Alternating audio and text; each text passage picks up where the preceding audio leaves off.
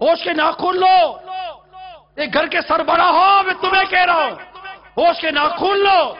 اپنے بچوں کی، اپنے بچیوں پر نظر رکھو.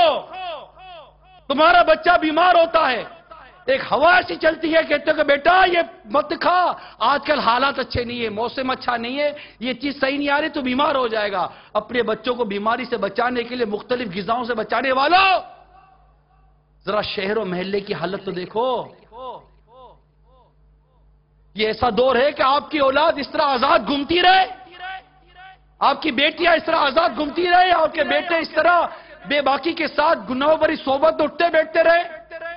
آپ کے گھر میں ایسے ایسے آلات لگے ہو، ٹی وی کے ذریعے ایسے ایسے مناظر آ رہے ہو جس سے آپ کی اولاد اب خود پر قابو نہ پا سکے. ذرا سوچئے، ہوش کے ناخن، بے باکی کا دور ہے. یہ سوچنے والے کتنے لوگ رہ گئے کہ یہ اللہ کی نافرمانی ہے، میں نہیں کرتا؟ کتنے بھائی بتائیے؟ ہم نے اپنے اولاد کو کبھی اللہ کی نافرمانی سے ڈرایا ہوتا تو آج ہماری اولاد ہماری ذات کے لیے اللہ کی نافرمانی کرنے سے پہلے ڈرتی تو صحیح نا، کہ میں اپنے باپ کے ساتھ اگر یہ کر رہا ہوں یہ ہے اللہ کی نافرمانی، میں اپنی ماں کے ساتھ یہ کر رہا ہوں تو یہ ہے اللہ کی نافرمانی.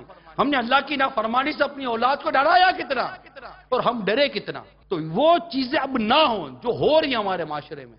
یہ تو ہم سب مل کر ذہن بنائیں نا، اور دین کا درد رکھنے والے ہو سکتا ہے مدری چینل پر ہوں. ہم اپنے معاشرے کو کیوں بے حیائی اور اس میں باقی کے سپورٹ کر دیں؟ آخر میرے وطن عزیز کے اندر یہ کیوں ہو؟ دنیا بھر کے مسلمانوں کے اندر یہ کیوں ہو؟ ہم وعظ و نصیحت کے ذریعے تو کام کر سکتے ہیں، نیکی کی دعوت کے ذریعے تو کام کر سکتے ہیں. ہم طاقت کا استعمال نہیں کر سکتے اور نہ ہم کو کرنا ہے، نہ یہ ہمارا کام ہے.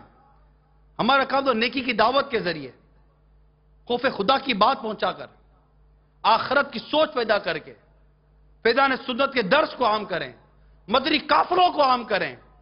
یہ نہیں کہ میں یار کب تک مدنی قافلے میں سفر کروں، جب تک گناہ باقی ہے ہم مدنی قافلے میں سفر کرتے رہیں گے.